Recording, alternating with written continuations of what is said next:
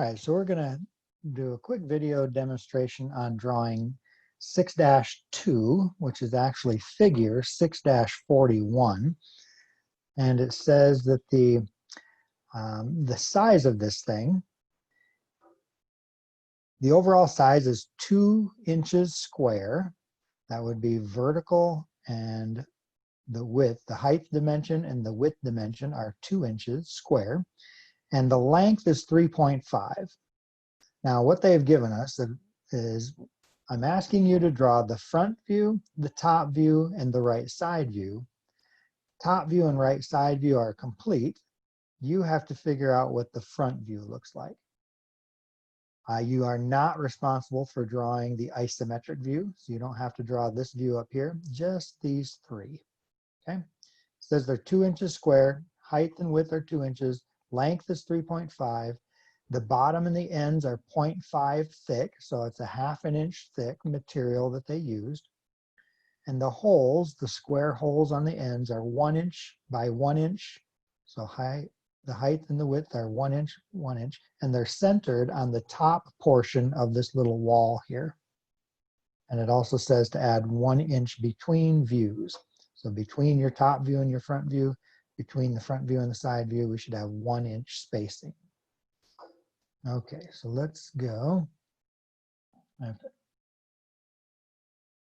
into AutoCAD here. And I'm just going to draw it here in this web version of AutoCAD. So I'm going to start with the length. It says that it was 3.5 by 2 inches tall.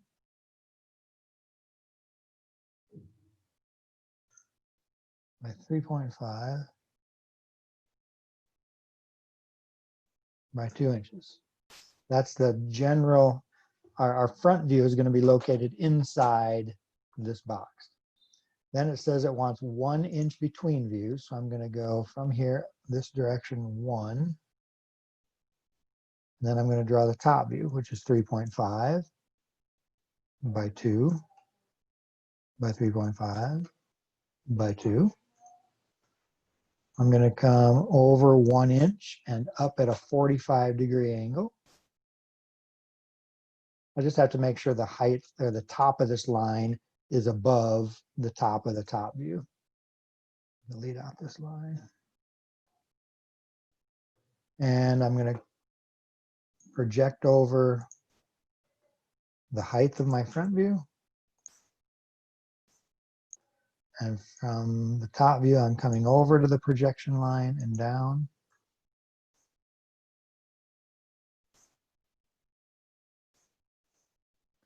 And here's the shape of our right side view. So let me trim and get rid of all these lines that we don't need.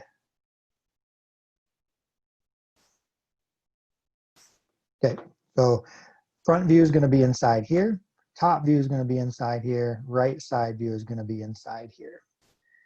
So it says that the material thickness is 0.5. I'm going to use the offset command and set it at 0.5. The bottom is also 0.5. And the right side view, 0.5. Let me trim these lines that I don't need.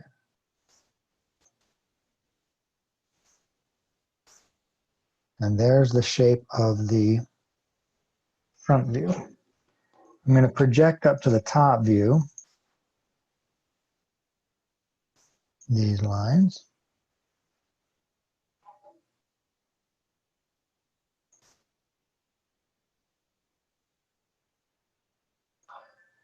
And I'm going to project over to the right side view.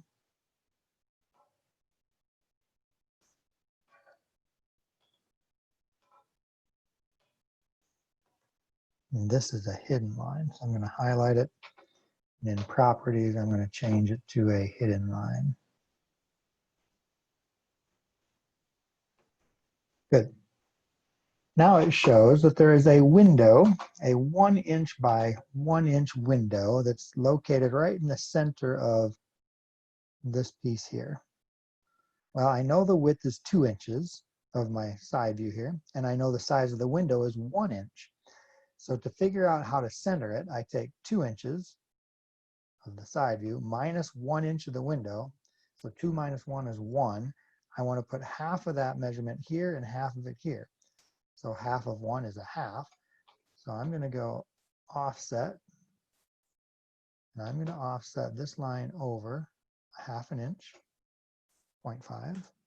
And this line over half an inch, 0.5. So my distance between these two lines is 1 inch. Now I'm going to do the same thing from the above and below. This time I only have 1.5 inches though. So I've got to center a 1 inch window in 1.5 inches area. That only gives me 0.25 spacing. So when I go offset, I'm going to take this dotted line up 0.25 and this top line down 0.25. So there's my window. So let me trim the things I don't need. Trim.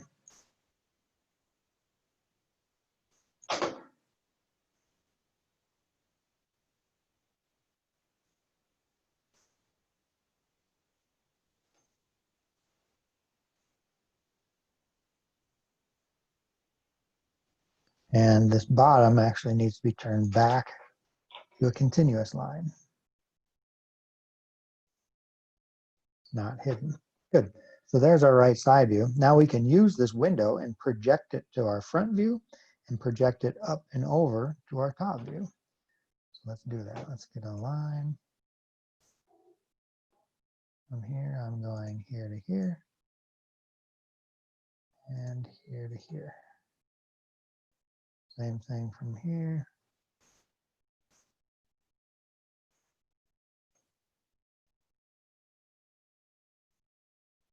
Get rid of those. Those are going to be hidden lines. I'm going to do the same thing going up and over. So from here, I'm going to go and over. And up, over, back to trim.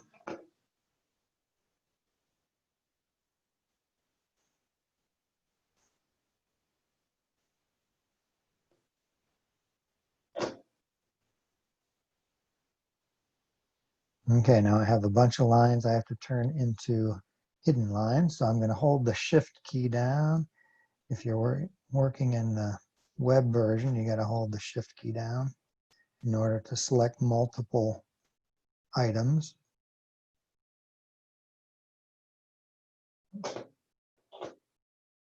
And then all of those are going to be turned to hidden lines. And escape. And there is drawing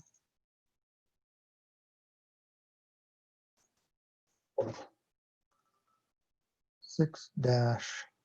All right, hopefully that was helpful.